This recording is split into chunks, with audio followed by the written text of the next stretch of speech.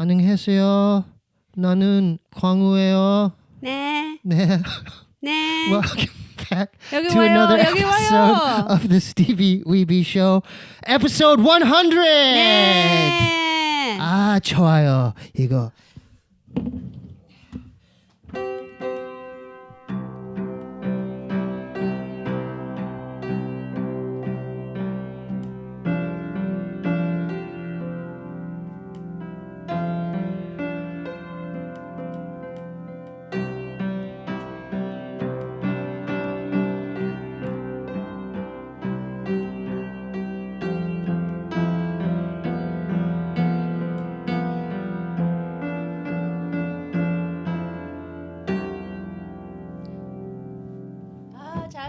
잘 됐어.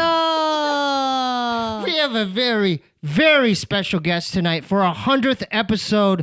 Please welcome comedian Margaret Cho.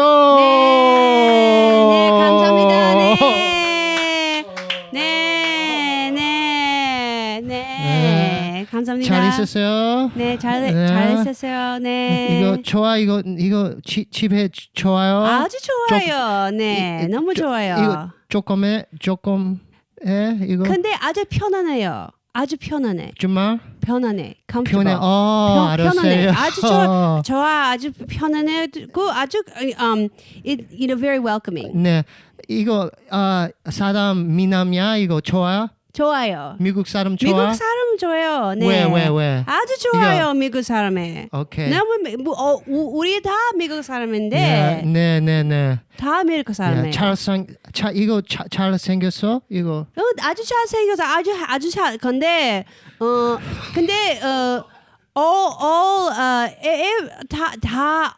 미국 사람은 all handsome. 아주 잘 생겼는데. Okay, so interpret what you said the last 2 minutes. Well, I said your song. I said when you came in, I said I was like excited. Yeah. And then I said your song was very good. Yeah. And that it sounded really good. And then I said it's very comfortable here. Yeah, and then I asked you, do you like my place? Yeah, and I said it was small. I said it was small. but 편안해. But it was comfortable. 편안해. Oh, okay. 아주 편안해. So, okay, explain that word. It means comfortable in Hanguk in Korean. 편안해. It's like 편안해. It's like it's relaxing to be here. Oh. 편안해. Like it's like like sometimes when you like the old men go in the swimming pool and they go 좋다. Yes. They like swim and they go 좋다. Yeah. Have you been? 좋다. I'm so old. I started doing that in the swimming pool. Like I swim and like 좋다. 좋다. Have you been to a Hanguk sauna? 찜질방. Yeah. With the men and women? They don't have like nowadays they have like ones where like families can go, but that's not where like the baths are. But you can go into like the salt cave. Wow. Where they have like the stone, the gemstone cave. I love those. And so those are those are not unisex, they're like mixed sex. You could have like men and women in there. But for the wet bath, it's segregated. Yeah. For the wet bath, it's men and women on each side. And there's a steam room, and then there's showers. Yeah. And then there's showers where you sit down, and then you can you could pour the water bucket. over your head in the bucket, which I think is really nice. Yeah. But yeah, I love 찜질방, but it's very controversial because I have so many 뭐야? 이거 뭐야? 찜질방 뭐야? 그거 거기 spa. 거기 spa. That's the name of it. 찜질방. Oh, okay. 찜질 is like the bath, and then the I love it. 방 is like a room. Yeah. Like a karaoke place is 노래방. So any pang is like a room. Yeah, pang. Oh, I know that. Pang. Yeah. I got in real trouble. I was with Bob, my brother. He brought me to a spa, the Korean one. Yeah. And I don't know what I was thinking, but I tried to do a vlog.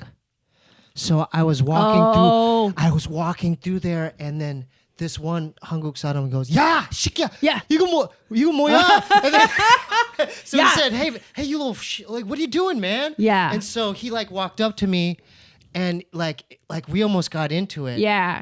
Because that they're from a different. That's school. not cool. Yeah, that's it's not cool. And I realized it wasn't cool until I realized, well, this is like not cool that what I'm doing. Yeah. So I had to erase I think I got his gochu. Oh, Yeah, gochu. Or, Yeah. is it chaji? Chaji? chaji is a vagina. Okay, what's gochu? Gochu is penis. Oh, yeah, gochu. Or I got- it's like a pickle, or it's like it's a pepper. Like a. It's what it is. It literally, a gochu is actually like a pepper, but it's also gochu, yeah. I got like real quick gochu. Yeah, really and fast gochu, like really, really and fast. He got and then- pissed. Well, I had to show. I had to show him. He go, "Bot," and like I want to see, and I go, and then I like go, "Okay, so this is I'm erasing it," and then finally he goes, "Okay." Yeah, everybody Yeah, pissed. yeah, that was so But wrong. So I apologize. If you're out there, if you happen to see this, I don't know. I'm if you will. surprised that they're pissed because it's like usually they don't really care, but Yeah. you know, it is.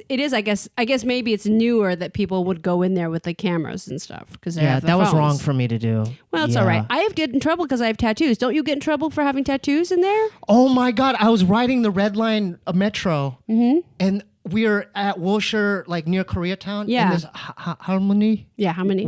She walks in like, and sits right next to me and goes, "한국 사람이요?" And I go, "Nah." And then I could tell her energy got weird because she kept like looking at my tattoos. Yeah, and they get scared. No, she started praying.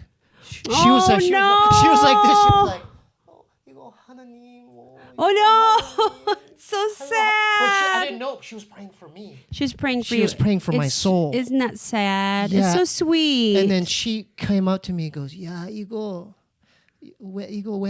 나쁜 짓이야 이거." no, and I go, it's so sad. So she said, "This is bad what you have on your arm." Because you know why? I don't It's know. because of the Yakuza. Okay, you know, like the Yakuza is like mostly Korean.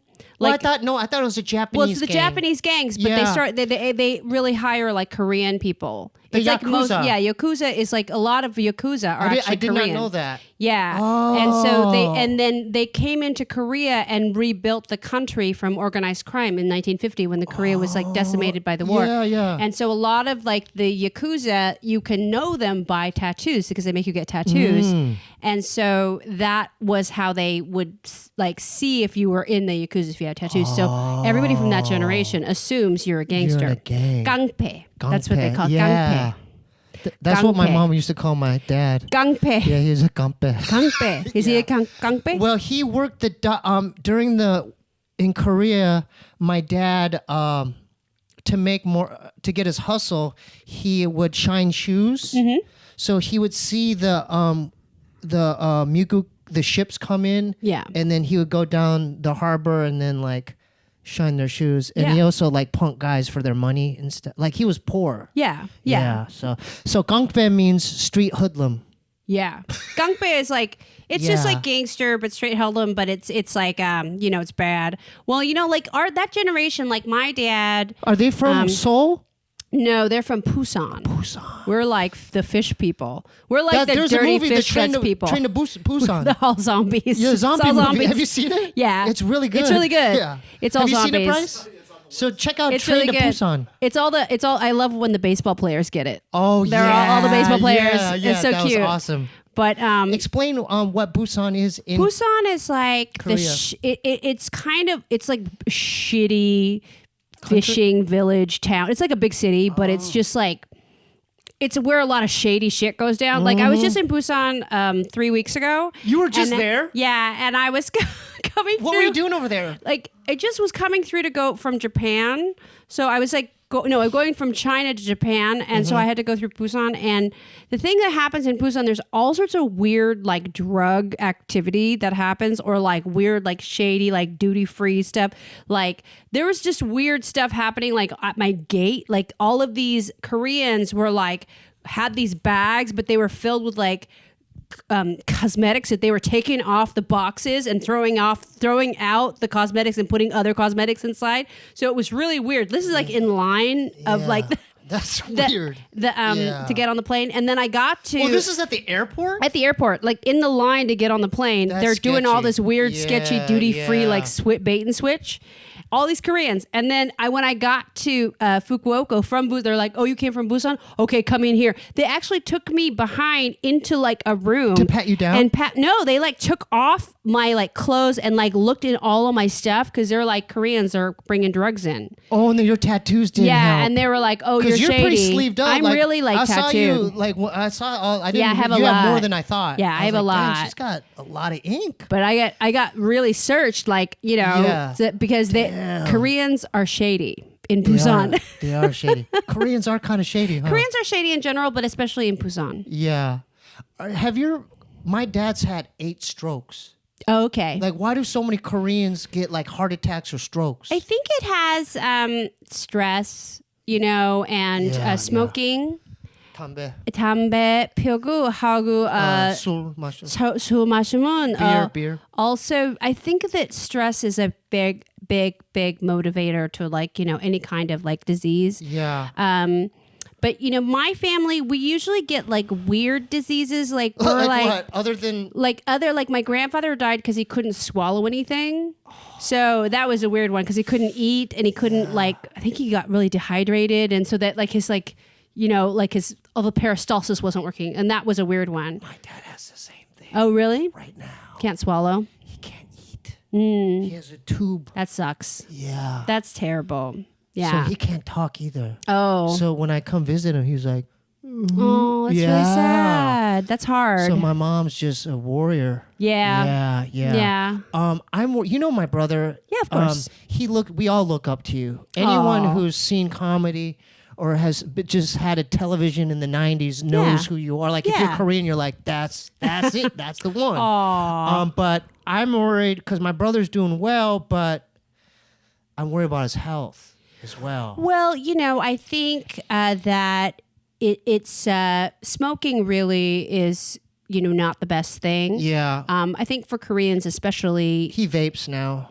Yeah, you know, that's better. I don't know. I guess so. It must be. Yeah. It must be better because you're not, it's not the same, I think. Yeah. Because smoking is so bad. Yeah. But, you know, I've smoked and quit many times. I smoked for 14 years. Yeah. Yeah. And then we're both sober. Yeah. And I, marijuana for many, many years. And I couldn't do it anymore. Yeah. And so I think I'm better off this way. At least I'm present. One thing I wanted to ask you because I looked at you as like a sensei in the comedy world, like, because my brother still hasn't dropped a special. He should. I don't know why. So because we were talking about that, and so how do we get Bob to how do we motivate him? Well, he should. Because Dr. Ken just dropped one. I know, which is great. Yeah, but I want my brother to drop one too. He should. Right, Bryce? I don't know why he hasn't. I don't understand why he hasn't. Can you? Yes. Reach out to him. I will. And like what? Okay, because I had this on my questions. Yes. You've dropped a grip of specials, right? How many specials have you dropped? I think probably 8 or 9. I can't remember. Quite a few. 8 or 9 specials. I don't know. There's like a bunch of them. HBO, you got several. You got. I mean, weren't you just in Just for Laughs in 1993 in Montreal? Yeah. You have a Comedy Central one. Yeah. Several. I have quite a few. I've like a couple of theatrical ones too. Yeah, where you add skits in it too. Like that was a Comedy Central one. Yeah, that's a good one. Yeah. But it's kind of, you know, it's stressful to do, but you should do it. I mean, everybody should do it. All comics should do it. What does it take for someone who has not dropped a special but's been in the game for 10, 15 years? What does it take to drop a special? Well, I think he's just got to do it. I mean, all he has to say is that he wants to do it, and then he has the material. You know, the thing about specials How much material you need? You need an hour. That's it. He's got it. He's got many hours. Let's see. You can't mess up, though, huh? You can, because usually they'll film it twice, and then they'll edit it together. Oh, did you know that? Oh, okay. Sorry, Bryce. So usually they'll film it twice, you know, and that's kind of, some people do it other ways too. Sometimes they'll film it like 4 or 5 times. I think Chris Rock did it like 4 or 5 times in different cities, and then he filmed the all of them and then edited all together. So there's different ways to do it. But so once you film that material, you have to write new material, right? Yeah, but it's okay to also not too. You could so you still could do this it again. material on, like, if you have that on your special, you could do it still. Yeah, you know Brian Regan, who I love. Yeah. He does this thing at the end of his concerts where he'll do requests and he'll do material that people have asked him to do. Like, that's a great thing for people that have seen all of his specials. You know, that's really fun. Yeah. Can you somehow text my brother or pull him aside? Because I'm worried that he's not ever going to drop one. I know, I will. I didn't even know, like, I didn't do it. I would have assumed that he would have many times, many years. Weird. He's so good. I mean, Rogan gets on him. Yeah. Joe Rogan says, like, what are you doing? Yeah, like, I don't understand. You're the dude. He's so good. Why don't you just go? And he's so funny. I mean, it's like... But he looks up to you. What are you talking about? I love him. You're the good one. Yeah, we're all good. Yeah. Well, how did you even get into, like, a comedy? Well, I didn't have anything else I wanted to do. I didn't have anything to fall back on. I just wanted to be a comedian. And then when did you start? Like, did you start hitting open mics? Yeah, like, but like where in Frisco? In San Francisco, I was at the doing clubs like the Other Cafe, which was a comedy club. Yeah. That was it was actually, you know, at that time, comics like Dana Carvey were performing there. I remember Dana Carvey. Yeah. And Bobcat Goldthwait. Big fan. And Paula Poundstone. Okay, I don't know if I heard of that one, but yeah. Yeah, lots of different people. Bobcat, yeah. Yeah, and they were doing shows there, and I had a theater teacher who would sign me up for open mics, and I had a comedy partner in the beginning. Yeah. Who was Sam Rockwell, who's now a very famous actor. Yeah. Sam, the actor. Yeah, he won an Oscar last year. Sam Rockwell. Yeah. But now I just do it by myself. 8-9 specials, dude. I don't know, maybe more. It could have been more. That's crazy. It's crazy. Okay, so, man, you are so, like, you're, like, how do you prepare mentally, like, because to me it's a huge theater, and, like, do you get nervous, or? No, I mean, it's just weird because there's sometimes it's like, you know, like, I did one special for, like, this was weird. It was for, Disney World, and it was a special that was going to be shown across Disney World. It was like Disney World, or it was MGM Grand. It was like one of those amusement parks. I'm not in Orlando, Florida. In Orlando, it was in Orlando, and I had to do the special, but I didn't realize I couldn't swear through it, and I was so dirty. And they broadcast it throughout the entire park. I probably wasn't Disney World. I think it was MGM Grand. Wow. And then I got in all this trouble. Oh my goodness! So because I was so dirty for like an hour. Oh, so they couldn't air it? Yeah, but they had blasted it all across the park anyway. Yeah, so there was all these problems. I mean, but you know, you just do what you do. I mean, like, because I know how Korean parents are. Mm-hmm. Like when you first started, before you start making it, like, were they kind of like scared? Like, 이거 뭐야, 이거 뭐야? Yeah. 이거 뭐야? They were very freaked out. But but then my father went to a mudang. Do you know what a mudang is in Korea? 몰라요. 몰라? Mudang is mudang 뭐야? It's a shaman. It's like a mist. Mudang is a shaman. Mudang is like a shaman. It's like a fortune teller. Like a witch. Yeah, like a witch. Like a witch. He went to a witch. Wait, a Korean witch? A Korean witch. I didn't even know this existed. Yeah, they have them. In Korea? In Korea. He went to one. Do you know about this, Bryce? Dude, don't tune out on us, man. Just because we're talking about Korean stuff, you tune out? Korean witch. She said that I was, this is like when I was like 16. So he went to a mudang, and she said that I would be an international star in 2 years. And then he was like, oh, and then he was like, it's like a fortune teller. He's like, okay. No, 돈 많이 벌어. Yeah. So then he realized like, well, you know, maybe there's something else to this. So yeah. Yeah. Wow. He started to be supportive because a fortune teller told him. And he started being supportive because he saw dollar signs as well. Yeah. And then I was on TV right away. Why are they It's super like status, money driven. Why are Koreans in that generation so like superficial like because that? they were so poor. Yeah, because but dude, no one cared. Like my mom would cry. Like their kid, Harvard, you go, they're going to Harvard. What are you doing? And she would cry because in Korea, this is why there's only 2 colleges that you Where? can go in Seoul. There's Yonsei and Seoul University. And if you don't get in... Can you do a story, please? Sorry. If you don't get into those universities, you're fucked. So you basically have the whole country of young people trying to get into 2 universities. And then if you don't get in, it's over. Like your life is over. Then you're going to have to do whatever like nobody wants to do, you know, for their work. So it's like, that's what they're... So when somebody is able to come to the United States and send their child to Harvard, it's like the dream of... It's like the lottery. Yeah, even bigger than winning the lottery. It's like the best thing that could happen. But my question is, why do they compare it with another person's kid? Because they were always like fighting over rice, and now it's like now the stakes have risen. Now they're fighting over scholarships and children and majors and who's going to be the most successful child. That's crazy. Yeah.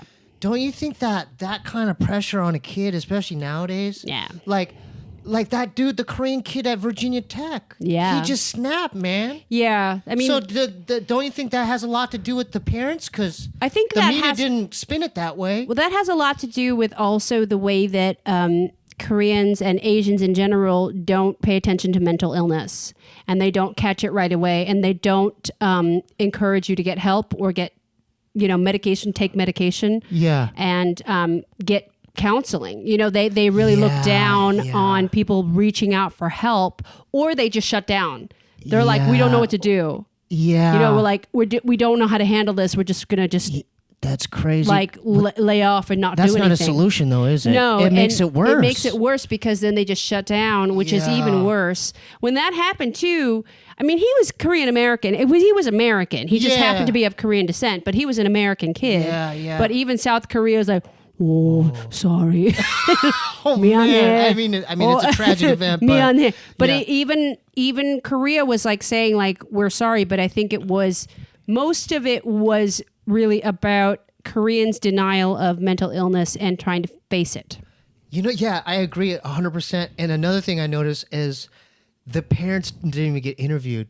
The Korean community harbored them. Yeah, it was such a shameful Changpi, but it's shame, and it's just like we can't even face this. Like we cannot crazy. It's too terrible to even comprehend. Yeah, you know, and it's a nightmare. I mean, of course, it's not just Koreans. It's a nightmare across the country. There's so many parents who have to deal with this kind of stuff with their kids.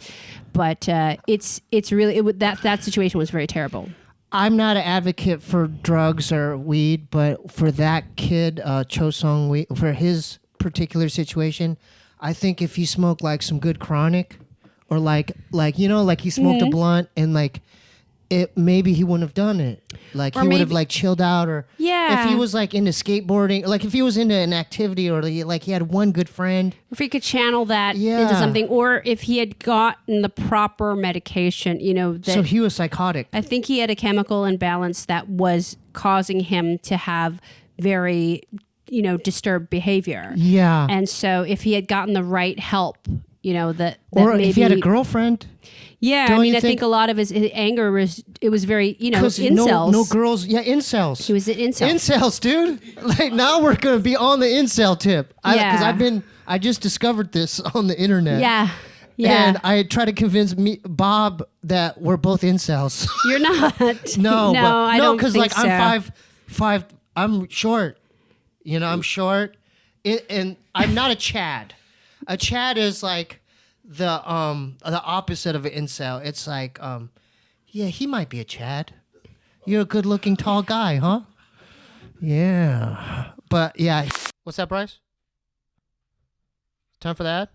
Yes. Yep. Okay, now word from our sponsor for this episode. Our sponsor is Blue Chew. Blue Chew is a penis enhancement pill. If you're a lonely incel, like probably many of our listeners, you're going to love Blue Chew because you'll really enjoy your masturbation experience. So you'll take the chew, put it in your mouth, and in a couple minutes later, like that.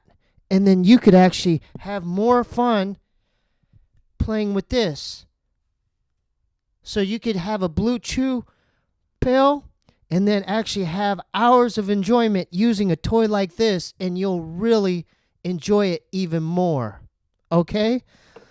So if you want to support the show, support our sponsors as well.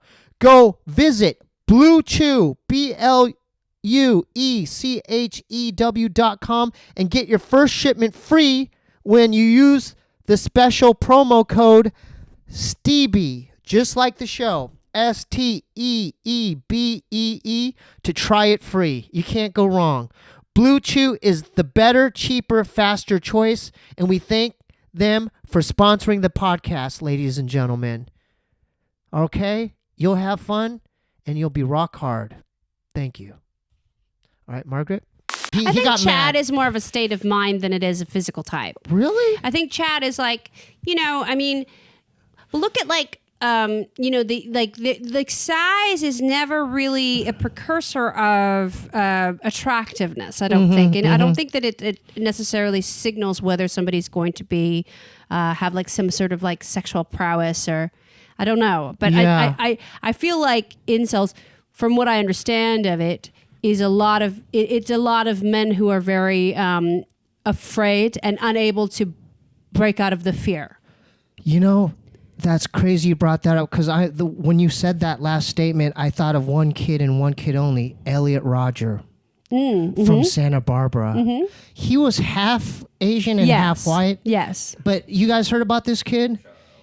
He had such an expectation, like, I don't know why the girls just don't come up to me. I mean, I'm the perfect alpha male. But he expected women to come up to him. Well, I think that he just was enraged at women and enraged at his inability to connect, and then was just going to take his revenge somehow.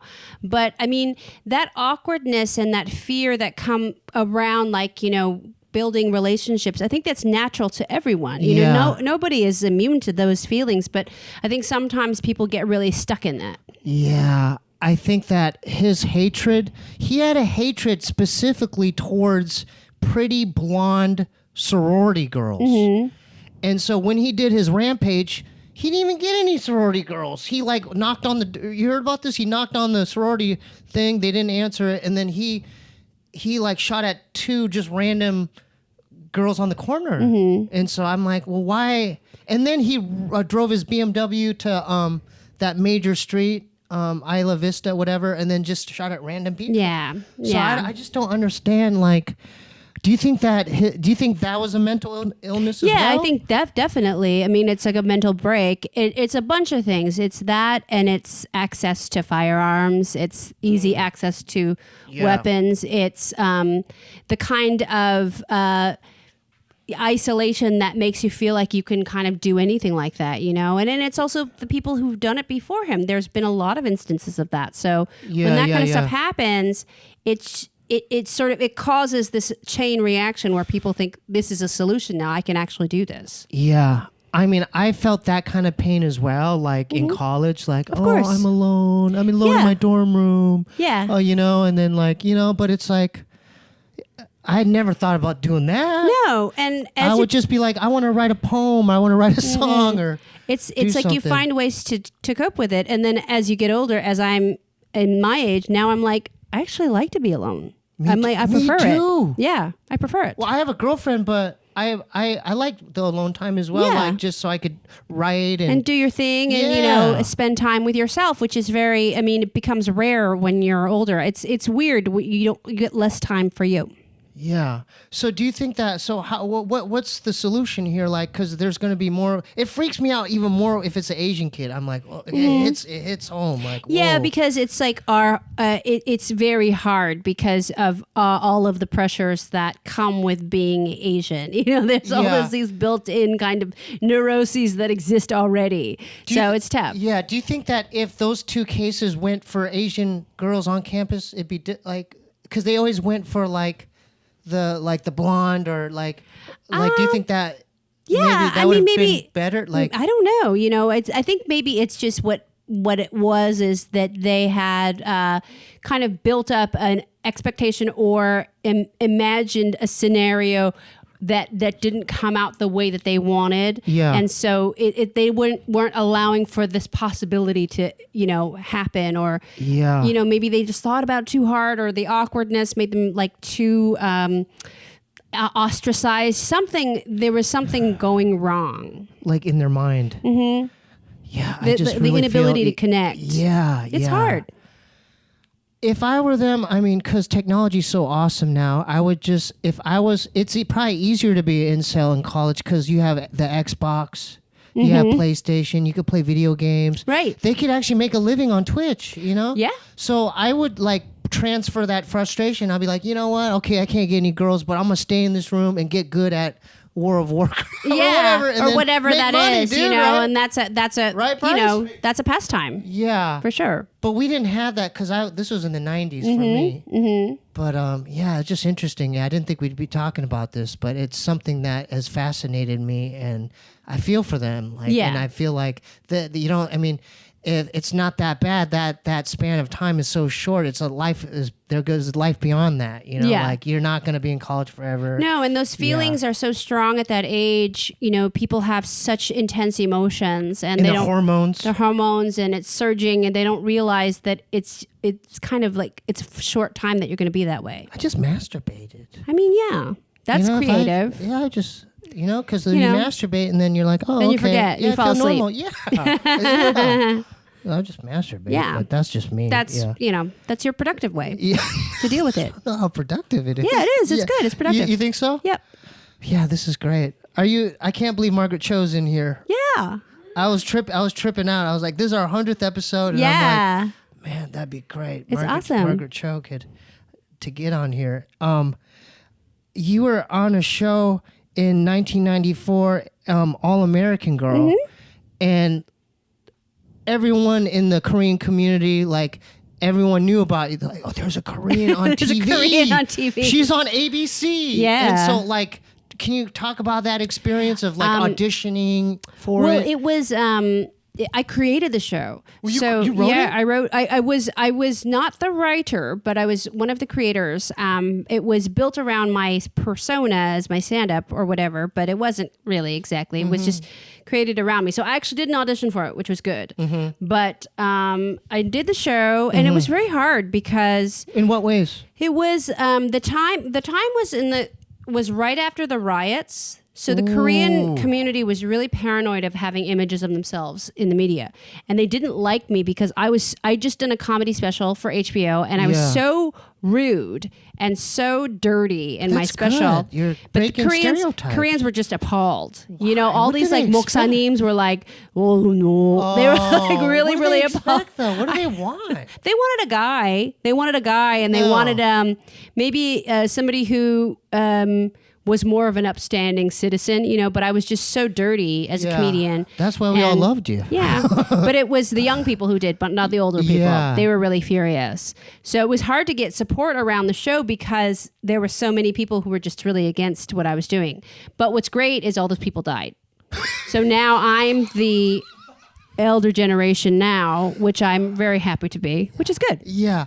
What was it like, just showing up to set, and was it a life-changing experience, the moment you it was on the air? Yeah, I mean, we had a lot of fun. We had a lot of fun on the show, and a lot of people watched, and it was I think it was interesting because we were so excited to be there, and this was a different time in television because there was only 4 channels.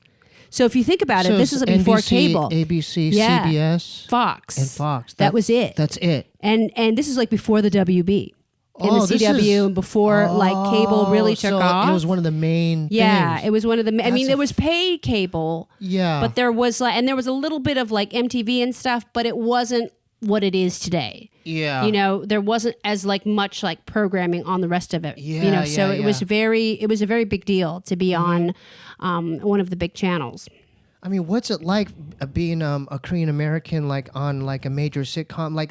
Did you have to deal with the higher ups? Did they They didn't really understand. I mean, they were trying to see whether our numbers were going to be good enough to be like, you know, because they were trying to see is an Asian show going to actually work? That was like the main question. But did they say like, oh, can you be more Asian? Like that's what I meant. Well, yeah, like, part of that is just like, well, because they wanted to like see if like, are we Asian enough? Are we authentic enough? And that was like the weird thing too, is that there's no barometer for authenticity for white people. You don't ask white people to see like, is this accurate? Yeah, these white people being really white. You know, they don't ask that of anybody else. But for us, there's always this thing of like, is this authentic? This is why I think that Crazy Rich Asians is such a success, because I liked it. I love it. Have you watched it? I liked it. But I think it's really a success because nobody can say, is that really authentic? Because nobody knows. Because they're hella rich. They're hella rich. Nobody on boats. Nobody lives like that. So we're not really sure. So that question goes out the window because nobody can say, well, is this really authentic? You know, because they always question like minorities. Is this authentic?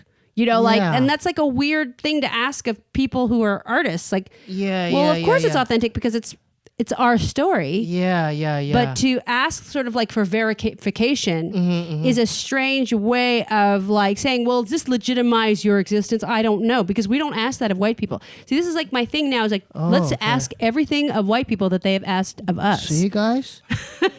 Let's ask you guys then, huh? Authentic? Yeah. Are you guys being authentic? Just kidding. I love you, man.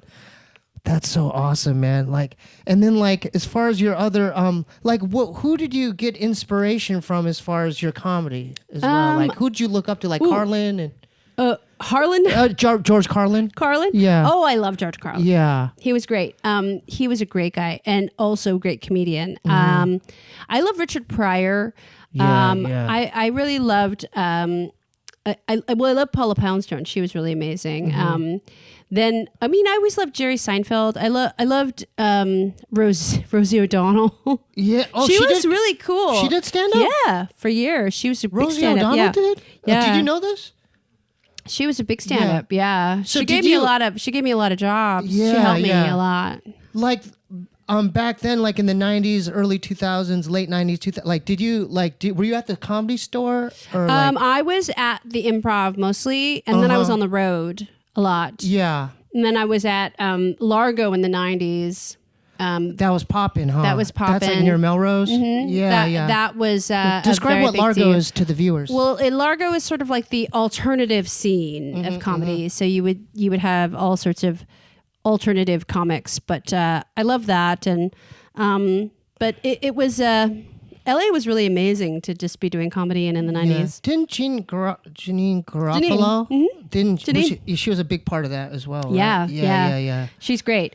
And, influenced us all. And then what about the store? Like the store, I actually, the Comedy Store for me became much more of a place that I would be in recently in the last like 3 years. I'm so happy that you're there. Yeah, that's awesome. Yeah, I love doing shows there. And then I got to know and see Ali Wong there a lot, and then I got to see Bob a lot. But I really love the Comedy Store. What do you like about the store? How does the store differ than the Improv? Well, it's efficiency because you could feasibly do 5 or 6 shows in one night. If you wanted. Belly room, main room. Yeah, belly room a couple of times, main room, original room twice each time. So it's efficiency. So you could park once and perform 5 times. That's crazy. Which I think is, that's making the most of your time. Yeah. And then it's also the best place of like for hanging out because you'll see all your friends. Is there weird vibes there? Like I always like... I heard it was haunted. I just heard it was haunted. It's definitely haunted. But have you felt anything weird in there? I don't think so. I mean, my house where I live is haunted. I mean, pretty much any building. Right now? Yeah. Any building in right Hollywood. Now? Yeah, the house that I live in the valley is haunted. Like, well, when did you figure that out? I've been living there for like 20 years. Yeah. And I can see the ghosts and feel them and hear them sometimes. But they don't really hang out. They're kind of not hugely active around. Yeah. So is it like, you've seen them? I've seen there's a couple of dog ghosts. There's dog ghosts? Yeah, there's like a couple of dogs. There was a dog that lived there before I was there, and then one of my dogs. I see them both every once in a while, and I'll feel them around. There's like some ghostly presence, and then there's some lady in there, but it's kind of like there's a lady in there. There's some lady that I don't know. She's been there since like the 1920s, but I haven't seen her. Oh man, this place has some of that going on too. They found bones in their backyard. Mm-hmm. They found bones in the back, and there used to be like a shed that Mm-hmm. they bulldozed over, and then underneath, and the news came. So the news came back here, and they're like, remember? They did a whole story, and well, you know what you're right by is where Rodney Alcala killed one of his victims. Rodney Alcala was the dating show killer. And in the 70s, he was on a TV show called The Dating Show. Yeah, I remember that. Yeah, and he was also a serial killer. He's in prison now. But it was this street? It was on or around the street, yeah. This whole area, the Hillside Stranglers just up the street. Jeez, there was the head they found in Bronson Canyon. Yeah. The head of the flight attendant. Oh, and they found that was like maybe 4 years ago. Yeah. There was hikers up there, and they found a head, and then they were taking all these pictures with the head. Jeez. And then they found like the feet and the hands a couple weeks later. Is that near Runyon Canyon? Yeah. It's right near the canyon over. Bronson Canyon. I feel there's, because I've hiked there quite a bit. Yeah. At night, me and my girl, we used to jump the fence. So it was pitch black. Yeah. And then one night we were walking, and there was like these people in hoods, like walking on they're coming the opposite side, but they're listening to some. Have you seen the original Evil Dead? Yeah. That it sounded like a recording, like an Evil Dead recording. Oh, that's cool. And they had they're like wearing these hooded things and like listening to this thing. It was scary. Well, that's there's some meth business that happens. That when you get into meth, it gets real goth. And so you got to get, I feel like that's better than going out there in the day and getting sun damage and bit by a rattlesnake. Yeah. So better go at night. How do you coexist with ghosts then? Like, how do you come to terms with it? Because my mother always sees ghosts everywhere. Yeah, so what's she's up with like, Koreans knowing this? Shh, over there. Shh, over there. Shh, to say this gonna go. So like because it's like a peninsula or like an island nation, like Japan is the same way, where they live on an island where people can't get off. So even if you die, you're still there. Yeah. And like, when your relatives die, you still have to like celebrate their like, anniversaries or celebrate like birthdays and everything. Yeah. Because you got to celebrate their death. Like they'll fuck with you. So it's like, you keep their memory alive by serving them like their favorite foods. In Chuseok, like, it's like Korean Thanksgiving. Yeah. You serve all of the dead people their favorite. I mean, you eat it, but you make all the stuff that you're like, how many love to eat. Yeah. And then you make sure you make it all, and all the duck. And then Wait, what is duck? Duck is like rice cake. It's rice cakes with like sweet red bean. It's really good. Yeah. But they make all like those foods for the relatives, the dead relatives. Yeah. My mom has the scariest Korean like ghost stories and just like superstitious stories. Like when I was growing up, she would like tell. I mean, I still remember them. Like, she told me one where in their house in Seoul, they had a walkaways to the Pyonso. The toilet was on the ground, like in the shed. Yeah, and they told me stories of how this little girl like fell into the poo hole. And like how her like just scary stories like that, and how that ghost occupies that area. Oh yeah, and she told me a dream. Her younger sister got run over by a American Army truck walking to school. She was lagging behind, and so my mom, when she was older, had a dream of her being in a cemetery, and her like. Her little sister out of the grave, like like reaching for her, like "Ani iriwa." Yeah, it was. sad. But that scares me. That scares me. That's Like, so sad. and she always like tells me like if she would have went in the dream, she would have died. Oh yeah. Like she took it to the extreme. Took with that level. Yeah, took it to that level. I mean, it's like, yeah, that kind of thing. It's very, yeah, that's very, well, Koreans are very like superstitious yeah, and what, they love what is that. it about? Like, I don't know. Yeah, it's crazy. I don't know. I'm going through kind of like some of that. My sister, she's not my sister. She's not my biological sister, but Yeah. my friend from childhood died of an overdose 2 weeks ago. I'm so going. sorry. Thank you. But Yeah. I'm going to her memorial next week. Oh. And I'm like, it's weird to me because I'm like totally like, you know, like I should be the one that's dead, but you know, she's dead. And so like, I wonder if like they're going to have her ashes there and I really want to snort them. I'm like, I really want to snort them. Like, I'm like, cause I'm going to ask her mom if I can have some of her ashes. And I'm pretty sure I'm going to snort them. her ashes? I'm pretty sure I'm going to. That's so crazy. I kind of have to. Yeah. Cause Keith Richards did that for his dad. Oh, he did. Yeah, he got his From the dad's Rolling ashes. Stones? Yeah, and he Keith snorted his dad's Have you ashes. heard of this? So I'm pretty sure I'm going to snort her. I don't know if that's a relapse though. No, I don't think it is. CBD's not either, is it? I don't know. I think it depends on who you talk to. Okay. I'm not gonna do it. I just thought I because I think- heard it makes you. I have problems going to sleep. Well, it's not psychoactive. CBD is only like, I think it's only like, I don't know. It doesn't make you high. Oh, but it calms the body. I don't know. I've never had it. Okay. So I don't know. I don't know. Maybe I'm thinking it like. I mean, I've had a lot of weed. I've had a lot of THC, but I've not had any Yeah, CBD. yeah. So I can't. Did you used speak. to smoke a lot? Oh God, yeah. Me too. I mean, I loved it. I smoked so much weed that I couldn't get high anymore. But you could perform on it as well? Yeah. Because I You wasn't could do a high. show. Yeah, because I wasn't high. Because I didn't feel anything. You could perform on it. Yeah. Yeah. How do you perform like that baked? Because it wasn't doing anything. And so I wasn't feeling like high. It was weird. Like when you smoke as much weed as I have, then after new weed is so strong too. Nowadays. It's so strong. Yeah. But, and then I was dabs. Oh, you did dabs. Yeah. Damn. So, I mean, when you smoke dabs, it's like, Yeah, I got sober. Dabs happened because I have 10 years now.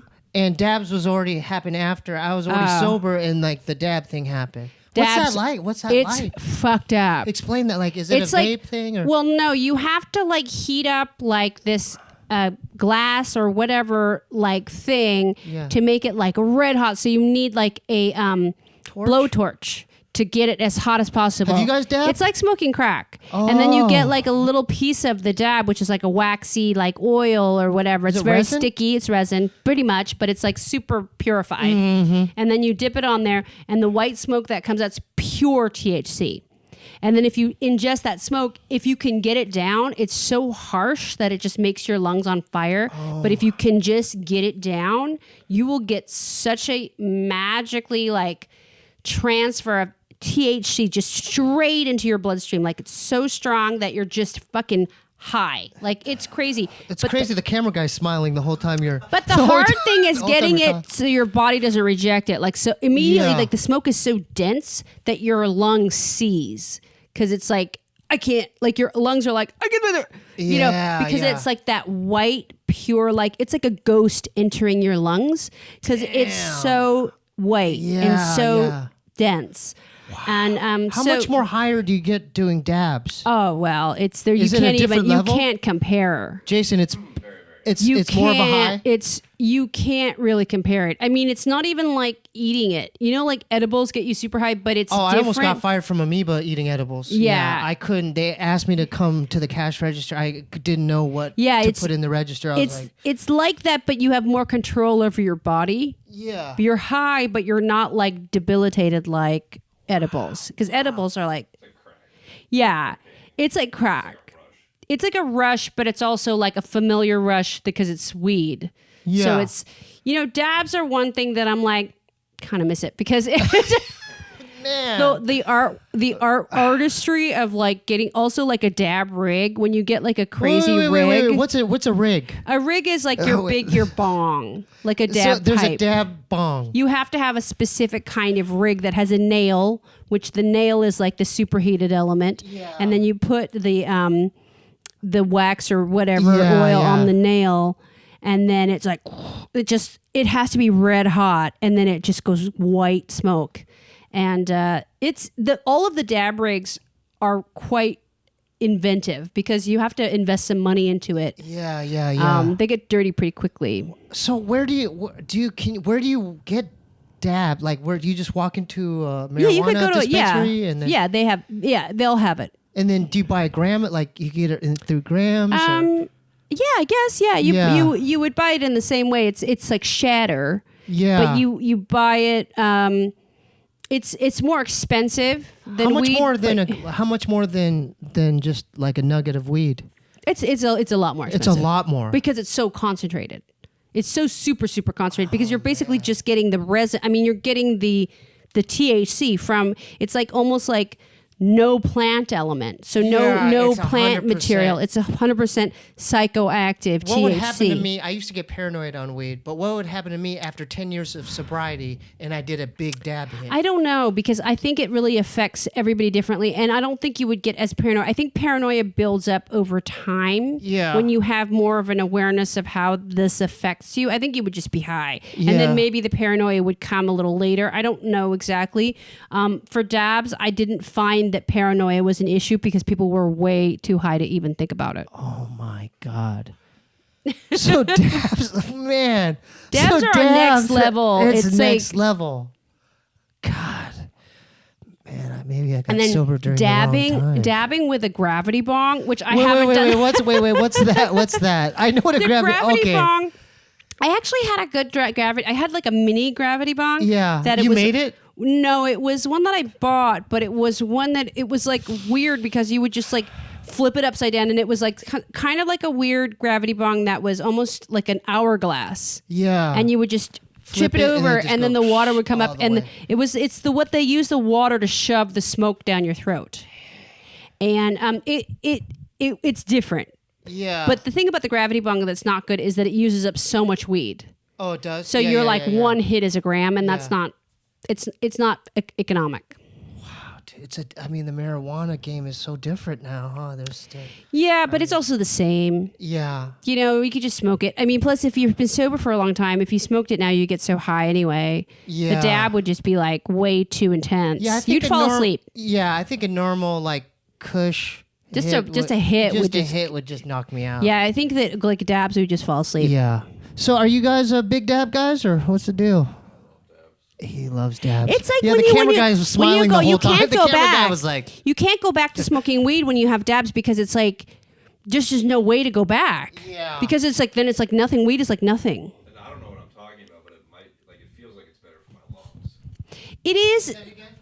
I don't know what I'm talking about. I'm not a doctor, but it feels like it's better for my lungs. It might be because you're not ingesting a lot of plant material. It's not combusting. So it's like maybe the carcinogen level is like different. It may be lower because you're not like, the plant material is kind of where all the combustion and that sort of like damage carcinogens get in there. But the smoke with dabs is so white and dense. It just goes right to those receptors or whatever. I don't know what receptors are the THC receptors are. I don't know. It feels terrible at first, and then it hurts. And it feels better afterwards. Yeah. He says it feels terrible at first, and then it feels better. So I like walking over there. I like getting it too. Yeah.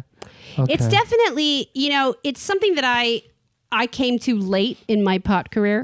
But in my house, what I would do is people would come over, and I would make. I would take absinthe and I would heat it up with green tea, and then I would put pot butter in there, and then it would give them the steaming cup of it, and it was called the Green Fairy. Wow. And people would come over and they would fall asleep, and I was like, my whole house is all like pillows, and it was like an opium den, and they would fall like I could steal kidneys. I could just. all these comics would come over and they would not show up to their shows that night. And they're like, "Where are you? We went to Margaret's." Oh, that's what happened. So it was like this weird black hole that comics would come and they would never leave. There's quite a few like successful comedians that they're like avid weed smokers and that they can get it together. I don't understand how they could perform like high like that. I mean, some comics they can get it together. I mean, I can't do it because I like other drugs also in the same way. Right. So marijuana in itself is not harmful. To me, it's not a big deal, but because of my love for everything else, it becomes a problem. Wow, that's interesting. So like, as far as, cause there might be some comics that look up to you, like what, do you have any like, I always ask the comedians this, like the OGs, like, what suggestions could you give to like aspiring comedians, like to be on the right road to like just doing 8 to 9 specials just to do it, just to enjoy it and how many mics do they have to hit up? Well, when I was starting, I was going every day, more than one, as many as I could, and trying to do every day 7 days a week, and it was really fun. Yeah, like you gotta love it. You have to enjoy. That's the main thing, right? That's the whole. If you love it, then it's perfect. Yeah. You know? Have you ever bombed? Oh, all the time. Like how did I still bomb. You bomb? Yeah, I still bomb. No way. Well, you gotta like space it out. Like I'll bomb within the framework of a show. Like I'll do badly in a show for a couple minutes and then I'll bring it back. It's good again. How do you deal with that? Like you just try stuff, and if it doesn't work, you just keep going. It doesn't really matter. Yeah. Because if you perform enough, bombing is like not a big deal. Right. You know, because it's like if you're performing every day, it's got to be the dailiness of it. Would you say it's a part of being a comedian? Like you have to bomb. Yeah, and the best comics bomb a lot. The Bill people, Burr bombs. Well, people that I think always take risks and always want to grow really take that as like they go, okay, well, I understand that this is going to take some time to figure out. Yeah. So they trust that, and it's fine. Have you seen a comedian get on stage and just they don't even know what they're about to do. They just kind of freestyle their whole set. Yeah, but I think that sometimes it can go badly. You kind of should know where you're going a little bit. A little bit. And a little bit also goes a long way. Also it's good to not waste anybody's time. So you should that's the thing is like audiences want to feel like they're in good hands. They don't want to be like, well, fucking around. You want to. They need to trust you, and I think that is an important covenant to have. So when you're first starting, how did you first come up with like a 3-minute that works, then a 5-minute, then a 10, 15? Like how'd you build up to that? Well, I was doing it every day, and then I had jokes, and I was trying to figure it out, and I was super young, and so like how old were you when you first started? I started when I was 14. You started comedy when you're 14 years old? Yeah. So I was still so young that all the jokes that I was doing were like kids jokes. And then I realized, I have to do more adult jokes. And then so I kept trying to figure it out. But, you just kept trying. You kept on thinking, well, I'll do this and this and this, and maybe this will work. And, I just got by. Wow. What drove you as a 14-year-old to like get on stage like that and do that? I wanted to be a comedian, and I knew that right away. And I was in like a theater program at school, so I had this teacher who was signing me up for open mics in too. Frisco up there? Yeah. Yeah. So there was opportunities that were presented. Wow. And I was doing comedy in school. Yeah. And so we were doing it in class, and so we were able to take it out and do it at night in clubs, which is great. Amazing. Have you ever thought of opening up your own comedy school? No, that's an interesting thing. You could actually teach it. Yeah, dude. You were the people. You could. You know how like Eddie Bravo's got jujitsu schools all around the world. You could have like a Margaret Cho Institute of Comedy, man. Yeah, that would be great. Guys? Yeah, let's do it. She could. Yeah. You don't think so? I could totally see that. Yeah, that'd be fun. If not you, who else is better suited? Lots of people could do it. Yeah. I mean, but it's something that experience teaches you better than school. Oh. It's more like all of the different experiences doing it. Are there the best comedy teachers. schools? I don't know. I mean, there's Do you guys know? there's like improv schools, Yeah, and there's but- like sketch comedy schools. I'm talking a stand-up school. Yeah, there's not really. Well, there's like UCB, but they don't really do stand-up shows. That'd be I mean, they do interesting. stand-up shows, but they don't have. I don't know. Do they have classes? I have no idea. I'm just putting it wonder. out there. I don't know. Yeah. I don't. What George took a class? All right. Oh, Dan teaches one. Mm-hmm. Yeah. But yours it would be worldwide, I think. Mm-hmm. I think if you opened one, it would just be sold out. Yes. Then you'd open one in Oregon, then Seattle. A dojo. Then one in, Yeah, that'd be cool. Margaret Cho Dojo of Comedy. All right. Yeah, no? Okay. Maybe in a few years. Yeah. I'm just really concerned. I love my brother and I want him to. Yeah, he should do a special. Yeah, I really But, really you know, want he will. him to. He will. I just hope. He's What do you got think, to. Bryce? It's time, right? It's due. And I think it's now. He has to do it now. Yeah. This year. Yeah, he really should. I don't know why he hasn't. Where do you think he should film it? I like the Wiltern. I think it's good, but he could Yeah. also do it at the Comedy Store, which I think is a great place. That's his backyard. Yeah, and he Yeah. loves it there. Has it changed? Has that place changed from when Tommy was there to like Adam now? Oh, I don't know. I wasn't there when Tommy was there, so I don't know. Oh, okay. But it's good. Yeah. It's good. I was just wondering. Yeah. I was Yeah. wondering. Yeah. Do you have anything are you working on a new act? Yeah, and I'm doing shows. I'm going to Cincinnati this week. This week? Yeah, this weekend. I'm doing Okay. shows. And I'm going to where am I going? Everywhere. I'm always everywhere. And then, yeah, that's awesome. So are you is this all new material?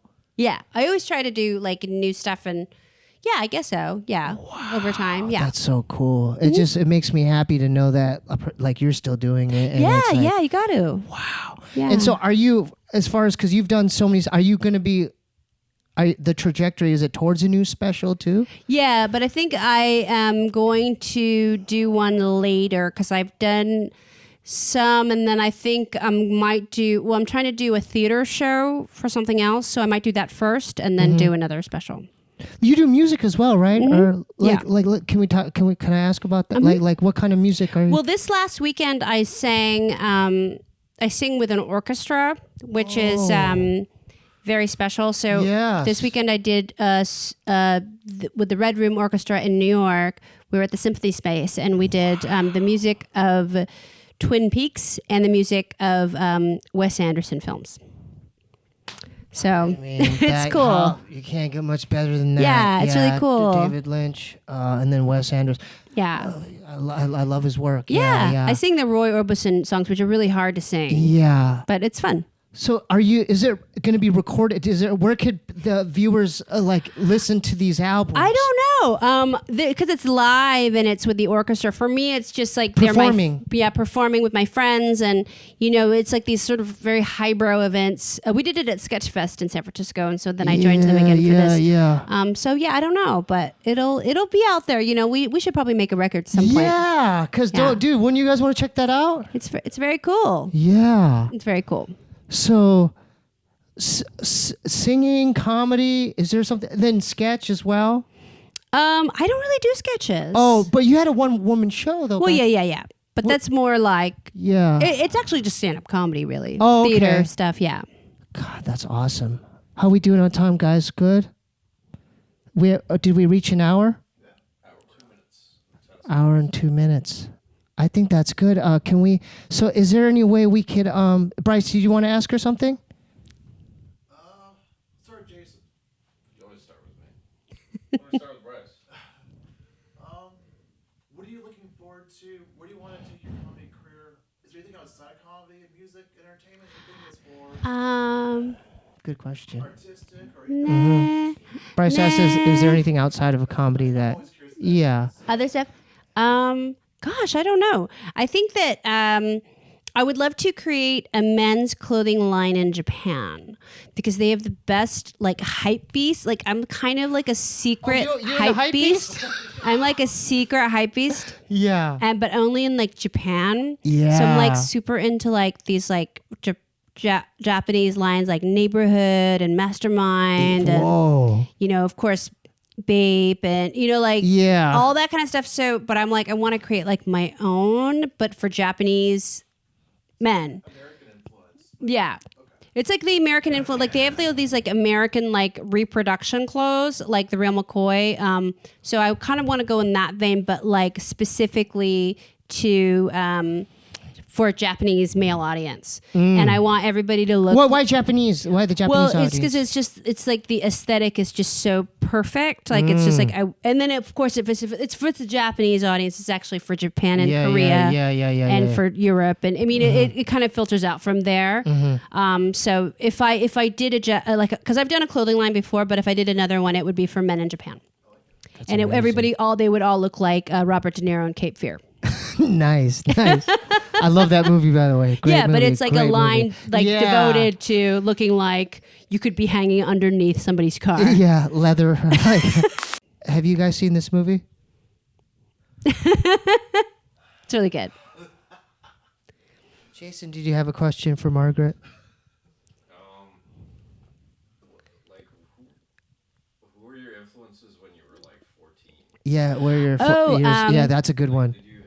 And Influences when she was 14. What I'm getting at with this, did you ever find like older kids especially funny up to a certain age? Yeah, definitely.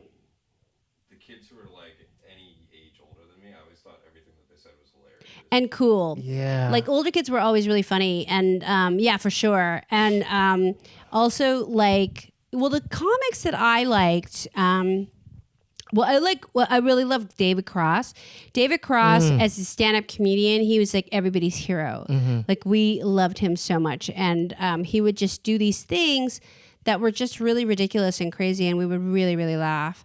I really love the Kids in the Hall when they came to America. It was like the Beatles coming to America, and they were always like they were super influential and really great.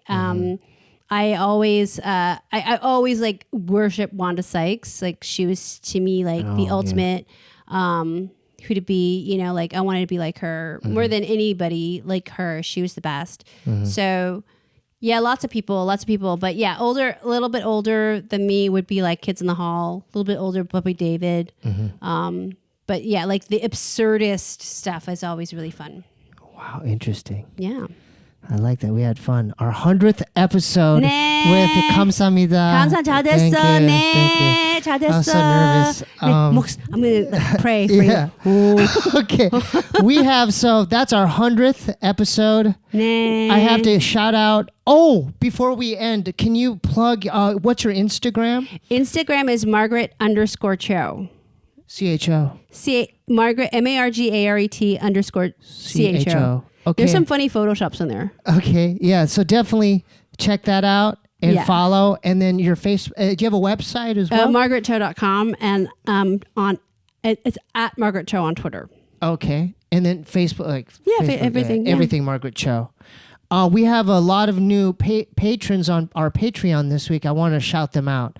So let's welcome Timothy Dueno, Mandy, Mike Garcia, Zahidi, Guerrero, Keanu, Maui, Guevero, Noels, Benzi, Noah, Ferris, Mona, McCoon, DeAndre, Caliph, Peta, Carey,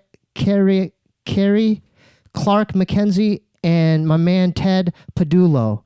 And for the music on my Bandcamp, we have people who bought music. Alexander Burkett bought it one song. But Sang Hong Joseph Ong bought all 13 albums. Woo! I really like that. Yeah. So please be like Sang Hong and buy all 13. Wow. And my man Brian Chick bought 3 albums. So you can get the music on SteebieWeebieBandcamp.com. If you want to be a patron, please join our Patreon family at patreon.com/SteebieWeebie. I do a weekly diary log, right, Bryce? More on the way. And there's more on the way, and there's merch on the way. We're sending out for shirts as we speak, right? Okay. If you want to follow the show, please follow Instagram /QUANGOU. If you want to send anything physical, send it to the Steebee Weebee Show, 1425 North Cherokee Avenue, P.O. Box 1391, LA, California, 90093. Thank you so much. It Thank was you. It was an honor. 네. With that being said, 네, 감사합니다. 네, 감사합니다. It's time for Lil Ray's World. Welcome to Lil Ray's World Show. All I gotta say is kids' minds must grow. I got abducted by some aliens and dropped in snow. Whoa. Stuck into a world I do not know. So join me in adventures now. And I promise not to have a cow. My name is Little Ray. Hey, hey. My name is Little Ray. Hey, hey, hey. So welcome to my world. To all the boys and girls. Welcome to Little Ray's World. Hee-haw! Is that a goddamn calzone or what? Oh, mamma mia. Mamma mia. Mamma mia.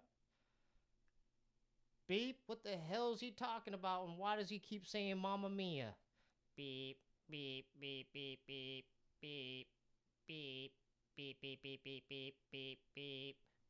So let me get this straight, man. You were a short little Italian man, and your neighbors, the Balotellis, hated you. You somehow owed some money towards a mafia family in Rome, and they sent you a letter to pay him back, and the Balotellis decided to take their drone out, and it sliced your neck open? Yes. Mamma mia. Mamma mia. That makes no sense whatsoever, but me and Beep wrote a song and it goes like this. This one's about Polly the Calzone, man. Calzone, man. Woo! Polly the Calzone, he lived at home on his phone. He never left the house, that's something that his wife condoned. The neighbors hated Polly cause they thought he was a clone. Polly always wore cologne, shorter than your average nomicide clone. Filled with facts, man, he did some dirt in Rome. His neighbors, yep, them Balotellis caught he what's known. They dug through his mail and found a letter, money loan, but never paid back by Polly, then they changed their tone. Polly checked the mail one morning, chewing on a scone. Got his neck slashed up by propeller from a drone. All you heard was please, mamma mia, as he moaned. The blood was redder than that marinara sauce he owned, filled with mozzarella cheese and turned to a calzone. Better leave him alone, cause me and Beep are starving to eat on this purgatory planet, man. We're hungry.